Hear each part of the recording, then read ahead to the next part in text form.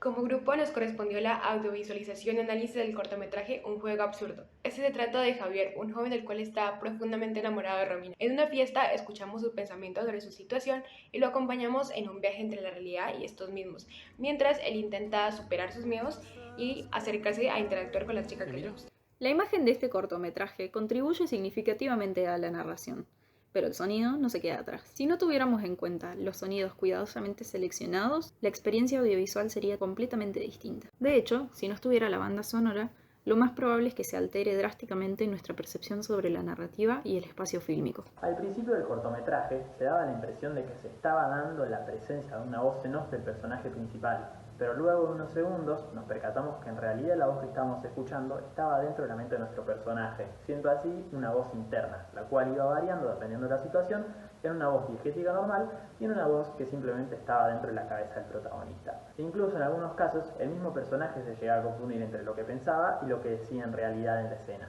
También, cuando Javier se acuerda de su papá hablando sobre física, podemos percibir que la voz está on the air. La distancia es el asunto primordial. Papá, ¿qué haces acá? Esto se percibe porque se la oye filtrada, con mucho ruido de fondo y con una característica antigua o desgastada. Estas dos situaciones se las podría colocar en el territorio de la mente, en este caso de nuestro personaje Javier. Asimismo, podemos ver al principio del film cómo el personaje nos habla sobre la chica y sobre cómo se sentía. Identificamos una corporalización auditiva debido a que se escucha una voz más temblorosa y una respiración agitada. Hiperventilación, algo de palpitaciones, la ansiedad. Ay, la camisa me aprieta. ¿Por qué me quejo tanto? Esto se escucha más cercano, como si estuviéramos escuchando desde el oído del mismo personaje. Hay un momento del filme donde se puede presenciar la entrada a escena de una de las madres de los personajes secundarios. En este mismo instante comienza a reproducirse una música empática y metadiegética. Yo estoy pensando en la madre de él. No sé si cuenta. Hasta que un personaje secundario interrumpe esto, poniendo así a nuestro personaje principal pies en la tierra, volviendo a la realidad, dejando de escuchar así esta música que estaba sonando en su cabeza. Dicha música no solo acompaña la escena, sino que también emana desde la mente de Javier, lo que resalta la conexión con la situación que está ocurriendo ante sus ojos. La música a su vez va variando entre diegética y metadiegética. La podemos identificar como diegética, por ejemplo, cuando vemos el tocadiscos que reproduce la música, por lo tanto reconocemos la fuente sonora.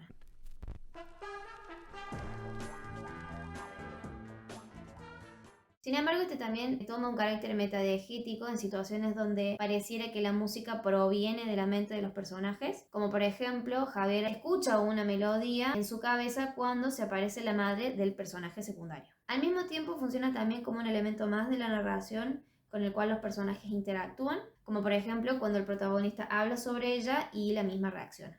Y entre nosotros, el deseo. Tengo calor. Al principio del cortometraje se oyen los pensamientos de Javier, mientras suena la música de fondo, la cual, en cuanto a lo acústico, se aleja y deja la voz como en primer plano, dándole así mayor protagonismo. En cuanto a lo semántico, esta dinámica puede interpretarse como una representación del diálogo intenso y abrumador que está teniendo consigo mismo el protagonista. La disminución del volumen de la música crea un espacio sonoro que enfatiza en el pensamiento del personaje principal, otorgándole así una importancia fundamental. Esta separación acústica entre la voz del personaje y la música de fondo genera un efecto de diálogo interno, en donde el personaje está sumido en sus propios pensamientos y reflexionando sobre lo que le está pasando.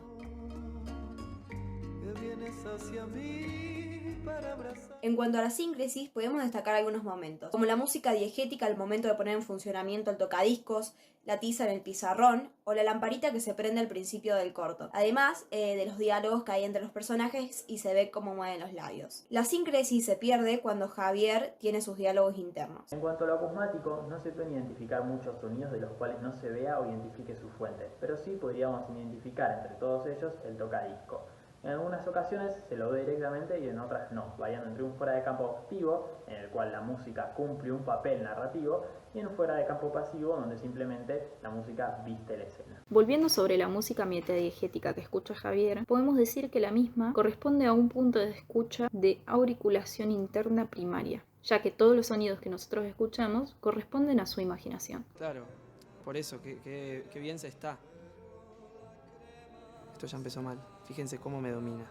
Para ir cerrando, queríamos destacar que el diseño sonoro del cortometraje nos parece innovador e interesante, ya que nos permite comprender perfectamente la narrativa de la historia. Sin el tratamiento sonoro que realizó el equipo, este corto no nos hubiera impactado de la misma forma y la experiencia sería sumamente distinta. La cuidadosa elección y manipulación de los elementos sonoros, desde los distintos usos de la voz que tiene el protagonista hasta las distintas utilizaciones de la música, demuestra claramente la atención meticulosa a los detalles y una demostración profunda de cómo el sonido puede influir en la percepción e interpretación de la narrativa audiovisual. Realizar una escucha consciente del contenido que consumimos nos lleva a darnos cuenta de la importancia que tiene el sonido y cómo la imagen muchas veces depende de ella para poder ser comprendida de acuerdo a la visión y el propósito del director. No es verdad lo que dice